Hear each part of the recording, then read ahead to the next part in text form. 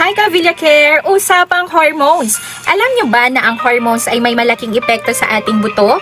Ang hormones ay chemical messengers ng ating katawan. Sila ang nagkokontrol ng paglago ng energy at pati ang tibay ng mga buto. Una sa lahat, estrogen at testosterone.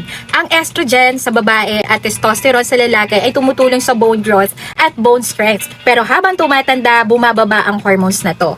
Kapag bumaba ang hormones tulad sa menopause, mas mabilis ang bone loss, kaya mataas ang risk ng osteoporosis. Kapag manipis na ang buto, madali tayong mabalian kahit simpleng pagkadapa lang. Sa lalaki naman, pagbaba ng testosterone ay pwede ring magdulot ng bone weakness, pero mas dahan-dahan kaysa sa babae. Sa Villacare Health and Wellness Center, tinutulungan namin kayong i-monitor ang inyong hormone health at rehabilitate ang mga butong apektado sa hormonal imbalance.